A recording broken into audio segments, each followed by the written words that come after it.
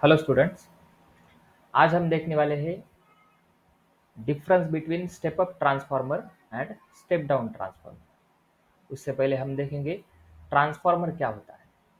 ठीक है। अब ये जो आप यहाँ पर ये पिक्चर देख रहे हो, ये प्रैक्टिकल में ऐसा दिखता है ट्रांसफार्मर।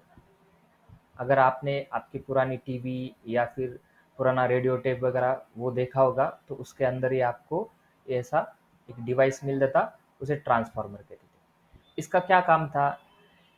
ये एसी को एसी में ही रखता है। एसी यानी अल्टरनेटिंग करंट, उसे अल्टरनेटिंग करंट में ही रखेगा। ठीक है। एक तो उसको इंक्रीज करेगा या फिर डिक्रीज करेगा। उसके वर्किंग के हिसाब से उसके दो टाइप बनते हैं। ठीक है। तो ट्रांसफार्मर एक डिवाइस है जो जो अपना अल्टरनेटिंग करंट है उसे इंक्रीज या डिक्रीज करने का काम करता है। वोल्टेज और करंट दोनों को भी वो एक तो बढ़ा सकता है या तो कम कर सकता है, लेकिन एसी का एसी ही रहेगा। बहुत सारे बच्चे क्या करते हैं, the device which convert AC to DC is called as transformer, या फिर कोई एमसीक्यू वगैरह है तो उसमें वो लिख देते हैं। एसी को डीसी में कन्वर्ट करने वाला रहता है रेक्टिफायर। ठीक है। ट्रांसफार्मर एसी टू एसी ही काम करेगा, एक तो एसी को बढ़ाएगा या फिर कम करेगा, उसे वो डीसी में कन्वर्ट नहीं करता। तो ट्रांसफार्मर के दो टाइप पड़ते हैं, एक रहता है स्टेप अप और दूसरा स्टेप डाउन ट्रांसफार्मर। ठीक है। तो थ्योरेटिकली हम ट्रांसफार्मर को कैसे दिखाते हैं, आपको कैसे ड्रॉ करना है ऐसा तो आप ड्रॉ नहीं कर सकते, तो हम उसे क्या करते, इस शेप में रखते हैं। ठीक है। अब इसको थोड़ा सा और आपको अच्छे तरीके से देखना होगा, तो ये साइड में देखिए, यहाँ पर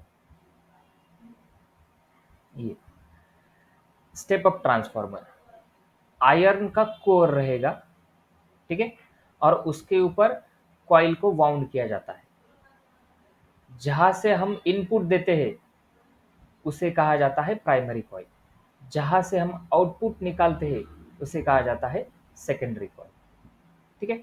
तो ये इनपुट यहाँ से मिल रहा है तो ये प्राइमरी कॉइल है, और आउटपुट यहाँ से निकल रहा है तो ये सेकेंडरी कॉइल। ये स्टेप अप ट्रांसफार्मर है। तो यहाँ पर इनपुट की कॉइल आप देख रहे होगे, नंबर ऑफ वाउंड्स, यानी ये यहाँ पर जो उसके नंबर ऑफ टर्न्स है वो कंपेयर टू सेकेंडरी कम है। क्या? प्राइमरी के number of coils, number of turns जो है वो सेकेंडरी से कम है। किसमें? स्टेप अप ट्रांसफार्मर में। स्टेप डाउन ट्रांसफार्मर में उससे अलग है। यहाँ पर प्राइमरी में नंबर ऑफ टर्न्स ज्यादा है, सेकेंडरी में नंबर ऑफ टर्न्स कम है। ठीक है। तो इससे होने वाला क्या है, अगर हमने यहाँ से ये प्राइमरी स्टेप अप ट्रांसफार्मर, यहाँ से प्राइमरी में हमने क्या किया, 110 तो 120 वोल्ट दिया, तो हमें सेकेंडरी में 220 या 240 वोल्ट मिलेगा। यानी आपको वोल्टेज यहाँ पर बढ़ा के मिलेगा स्टेप अप में। नाम ही स्टेप अप है। स्टेप अप, अप यानी बढ़ा के देगा। तो प्राइमरी में जितना वोल्टेज दिया है उससे वो सेकेंडरी में उसको आपको बड़ा कर देगा। यहाँ पर 110 120 का 220 240 बना दिया वोल्टेज। स्टेप डाउन ट्रांसफार्मर, नाम में ही क्या है, स्टेप डाउन। डाउन यानी क्या करेगा, कम करेगा। तो यहाँ पर अगर आपने 220 या 240 वोल्ट दिया तो वो सेकेंडरी में यानी आउटपुट में आपको 110 या 120 वोल्ट बना के देगा। ठीक है। डाउन मतलब कम वोल्टेज देगा, अप मतलब ज़्यादा वोल्टेज देगा। अब इसको हम कैसे ड्रॉ करते हैं और लिखने में हम उसे कैसे लिखेंगे ये देखते हैं। पहला पॉइंट, डायग्राम निकालेंगे। ये रहे अपना प्राइमरी कॉइल एसी इनपुट, यहाँ पर आप उसको प्राइमरी नाम दे सकते हो। ठीक है। ये सेकेंडरी कॉइल जहाँ से हम आउटपुट निकालने वाले हैं। तो स्टेप अप यानी वो आउटपुट बढ़ा के देगा, तो उसकी सेकेंडरी वाली कॉइल क्या रहेंगी, ज्यादा रहेगी, नंबर ऑफ टर्न्स यहाँ पर ज्यादा रहेंगे कंपेयर टू प्राइमरी। ठीक है। स्टेप डाउन कम करके देने वाला है, मतलब सेकेंडरी में वोल्टेज क्या रहने वाला है आपका, कम मिलेगा, तो वहां पर कॉइल भी क्या रहेगी, कम रहेगी। ठीक है। तो यहाँ पर इनपुट में कॉइल ज्यादा है, आउटपुट में कॉइल कम है, किसमें, स्टेप डाउन में। ठीक है। जहां से इनपुट मिलता है वो क्या है, प्राइमरी है, जहां से आउटपुट मिलता है वो क्या है, सेकेंडरी। ये प्राइमरी कॉइल और सेकेंडरी कॉइल यहाँ पर भी आपको वो नाम देने हैं इस तरफ। ठीक है। तो स्टेप अप ट्रांसफार्मर की डेफिनेशन क्या रहेगी सेकेंड पॉइंट में, a transformer that increase voltage of primary coil is called as step up transformer. जो ट्रांसफार्मर आपकी प्राइमरी कॉइल की वोल्टेज को बढ़ा देता है उसे स्टेप अप ट्रांसफार्मर कहते हैं। इसी हिसाब से स्टेप डाउन क्या होगा, a transformer that decrease the voltage of primary coil is called step down transformer. जो प्राइमरी कॉइल का वोल्टेज कम करके देता है उसे कहा जाता है स्टेप डाउन ट्रांसफार्मर। ठीक है, पहला पॉइंट डायग्राम, दूसरा पॉइंट डेफिनेशन। अब आगे तीसरा पॉइंट देखते हैं। The number of turns of the secondary coil is more than the primary coil. अगर आपने डायग्राम अच्छे से निकाली तो आपको ये सब डायग्राम में ही दिख जाएगा कि जो नंबर ऑफ टर्न्स है सेकेंडरी कॉइल के वो क्या है, मोर देन प्राइमरी है। यानी सेकेंडरी कॉइल में ज्यादा नंबर ऑफ टर्न्स है कॉइल के compare to primary. Step up में, स्टेप डाउन में क्या लिखेंगे आप, उसके अपोजिट, number of turns of the secondary coil is less than primary. जो सेकेंडरी में जो नंबर ऑफ टर्न्स है वो प्राइमरी से क्या है, कम है। ठीक है, डायग्राम से ये आपका तीसरा पॉइंट बन गया। Fourth point, output current is less then the input current. जब हम क्या करते हैं स्टेप अप में, इनपुट वोल्टेज बढ़ जाता है सेकेंडरी में, तो वोल्टेज बढ़ने के साथ में करंट कम होता है।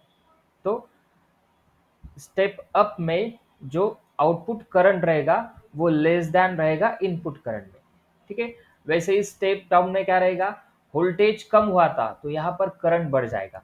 वोल्टेज और करंट दोनों एक दूसरे से इनवर्स रिलेशन में काम करते हैं।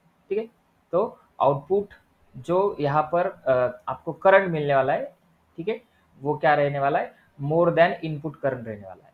ठीक है, ये अपना क्या हुआ, फोर्थ पॉइंट हुआ। आगे फिफ्थ पॉइंट देखते हैं। Output voltage more than input voltage, ये पॉइंट हमने डेफिनेशन में भी आया है, लेकिन फिर भी लिखते हैं कि इसमें आउटपुट वोल्टेज ज्यादा रहेगा इनपुट वोल्टेज से, और यहाँ पर डाउन में output voltage less than input voltage रहेगा। ठीक है, ये भी पांचवा पॉइंट आप डेफिनेशन से ही बना सकते हो। अब आखिरी 6 नंबर का पॉइंट, ये क्या है, ये एक इक्वेशन है, इसे इक्वेशन ऑफ ट्रांसफार्मर भी कहा जाता है। ठीक है, इसमें ई यानी वोल्टेज, आपको मालूम होगा ई और वोल्टेज दोनों एक ही है। ठीक है, कहाँ पर ई लिखा जाता है तो कहाँ पर वी यानी वोल्टेज लिखा जाता है।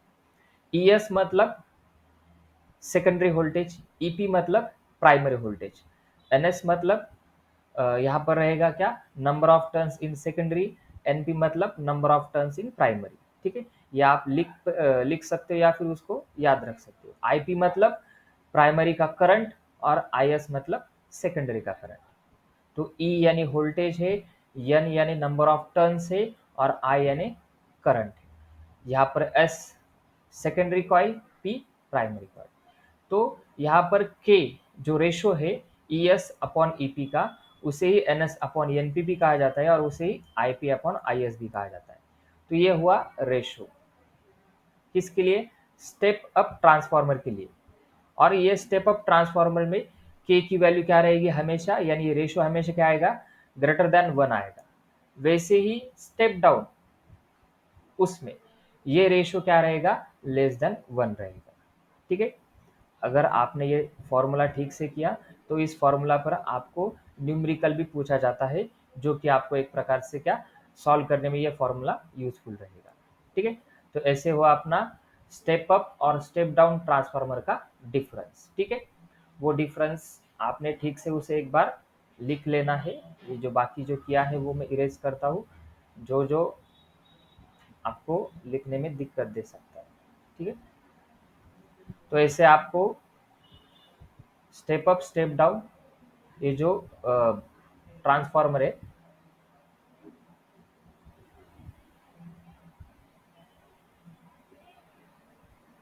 दोनों भी आप ये क्वेश्चन अटेम्प्ट कर सकते हो। ठीक है, और इसको एक फ्रेम में देता हूँ आपको, आखिरी में लिखने के लिए भी आसान रहेगा। 6 पॉइंट है तो थोड़ा सा ज़्यादा है। ठीक है, चलो तो नेक्स्ट डिफरेंस के लिए अगले वीडियो में मिलते हैं, ठीक है।